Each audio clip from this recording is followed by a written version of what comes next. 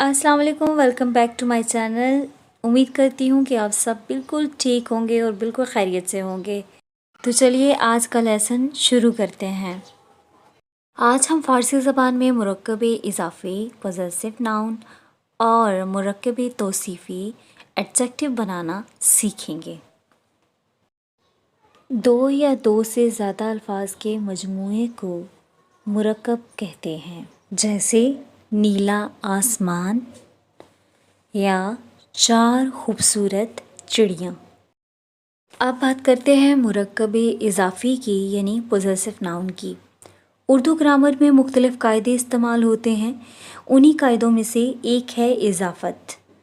इज़ाफ़त का मतलब ये है कि जब हम किसी चीज़ को किसी इस्म के साथ उसका ताल्लुक़ बनाते हैं तो उसके जो मानी होते हैं वो का, के की शक्ल में निकलते हैं, जैसे अली की किताब। इन मुरक्कब अल्फाज में की इज़ाफ़त है। उर्दू में इज़ाफ़त की दो किस्में हैं, मुज़ाफ़ और मुज़ाफ़ इलैह। जिस इस्म का किसी दूसरे इस्म से ताल्लुक़ हो उसे मुज़ाफ़ कहते हैं, जैसे अली का भाई। अब भाई का अली से ताल्लुक़ है तो इसमें मुज़ाफ़ भाई होगा, और जिससे किसी दूसरे इस्म का ताल्लुक़ हो उसे मुज़ाफ़ इलैह कहते हैं। अली का भाई, इसमें अली से भाई का ताल्लुक़ है तो इसमें मुज़ाफ़ इलैह अली है, न कि भाई। उर्दू में मुज़ाफ़ इलैह पहले आता है और मुज़ाफ़ बाद में आता है। तो यहाँ से ये बात बहुत आसानी से हम समझ सकते हैं कि जब उर्दू में मुज़ाफ़ इलैह पहले और मुज़ाफ़ बाद में आता है तो फ़ारसी में मुज़ाफ़ पहले आता है और मुज़ाफ़ इलैह बाद में आता है। उर्दू में अलामत इज़ाफ़त का, की, के है, लेकिन फ़ारसी में सिर्फ़ ज़ेर ही इज़ाफ़त का काम देता है। मसलन अली की किताब, तो इसको फ़ारसी में कैसे लिखेंगे? मुज़ाफ़ को पहले ले आएंगे और मुज़ाफ़ इलैह बाद में। क्या बनेगा?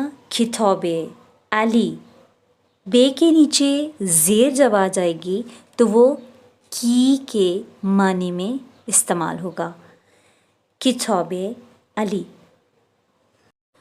अगर मुज़ाफ़ के आखिर में अलिफ या वाव हो तो ज़ेर की बजाय ये आएगा, जैसे फौये गिधा, भिखारी का पाँव, बूये गुल, फूल की खुशबू। और अगर लफ्ज़ के आखिर में हे आ जाए तो ज़ेर की बजाय हमज़ा आएगा, जैसे खुनये नौसेर, नासिर का घर। यहाँ पे कुछ मिसालें हैं जिनसे आपका कॉन्सेप्ट क्लियर हो जाएगा। साले गम, यानी गम का साल। हुज़ये आब, पानी का प्याला। सवाबे हज, हज का सवाब। राहे बहिश्त, जन्नत का रास्ता। रसूल खुदा, खुदा के रसूल। इस तरह के तीन कोई भी मुरक्कब इज़ाफ़ी बना के आप मुझे कमेंट बॉक्स में सेंड कर सकते हैं। मुरक्कब तौसीफ़ी का तरीका भी बिल्कुल मुरक्कब इज़ाफ़ी जैसा ही है। अलबत्ता उर्दू में देखा जाए तो मुरक्कब इज़ाफ़ी का, की, के की वजह से फ़ारसी मुरक्कब इज़ाफ़ी से फ़र्क रखता है।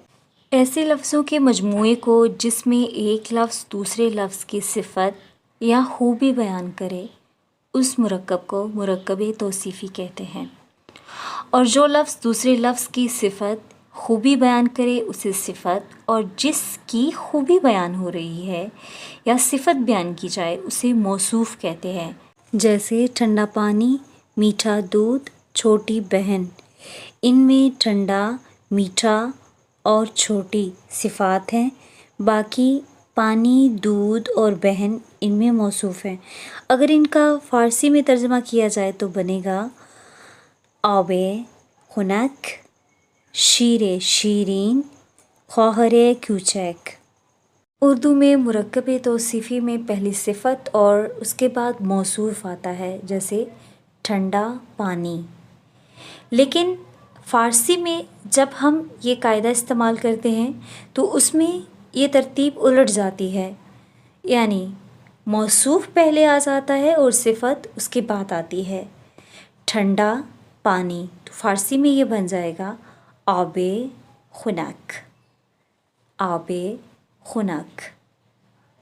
مرکب توصیفی سے کچھ مثالیں: عروسک قشنگ، خوبصورت گڑیا۔ شب تاریک، اندھیری رات۔ طفل نادان، نادان بچہ۔ عادت بد، بری عادت۔ میوہ شیرین، میٹھا پھل۔